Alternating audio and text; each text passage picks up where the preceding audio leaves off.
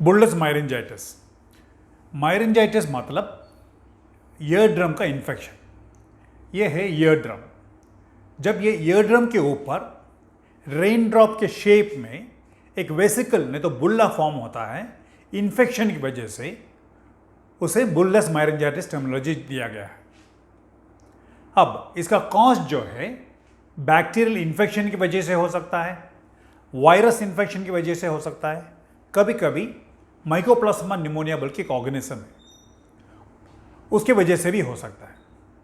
तो ये पेशेंट का कंप्लेन ऐसा होगा कि बोलेंगे कि ज़ुकाम से शुरू हुआ, नाक बंद था, बुखार जैसा था और नाक से पानी जैसा बहने लगा, और उसके साथ साथ में कान का सिवियर पेन है, अनबेरेबल पेन है, और कभी कभी पेन के साथ साथ में पानी जैसा नहीं तो ब्लड स्टेन डिस्चार्ज आने के बाद भी ये पेन कम नहीं होता, और इसके साथ में कान कम सुनता है, हियरिंग लॉस भी है। तो पेशेंट को एग्जामिन करेंगे तो कान सीवियर पेन में रहेगा पेशेंट, और कभी कभी कान में डिस्चार्ज दिखेगा। क्लीन करके अंदर एक कैमरा डाल के देखेंगे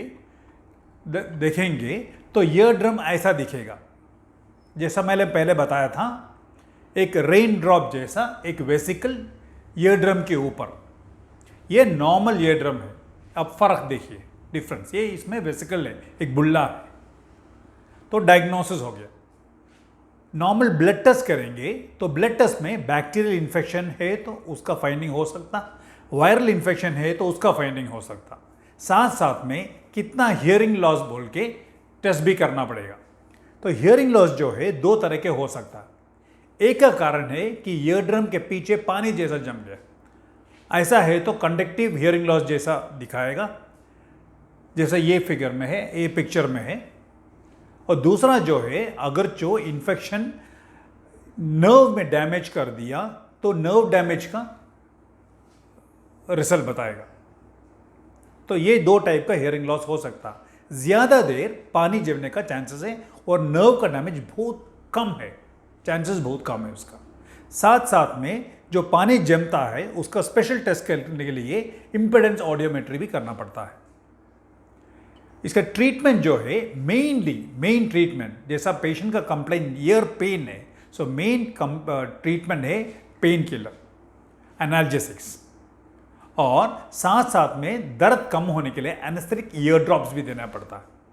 ये ड्रॉप्स जो है 3 ड्रॉप करके 2 दिन में, सुबह में, दोपहर में, रात में, नहीं तो एटलीस्ट 2 बार देना पड़ता है 3-4 दिन के लिए।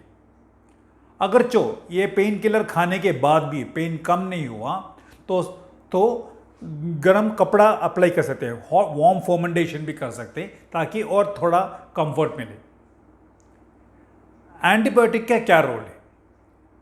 अगर जो ब्लड टेस्ट में बैक्टीरियल इन्फेक्शन की रिपोर्ट है तो एंटीबायोटिक एक कोर्स दे सकते हैं, और इम्पीडेंस ऑडियोग्राम में पानी जमा हुआ है, पर्दे के पीछे पानी जमा हुआ है, ऐसा रिपोर्ट आया तो भी एक कोर्स ऑफ एंटीबायोटिक दे सकते हैं।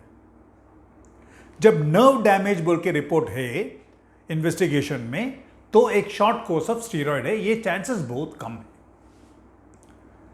इसका प्रोग्नोसिस जो है, इसका रिजल्ट जो है, ऐसा बुल्लस मायरिंजाइटिस आ गया तो 90-95% 5-6 दिन में, 1 हफ्ते के अंदर समझो, पेन दर्द कम हो जाता है।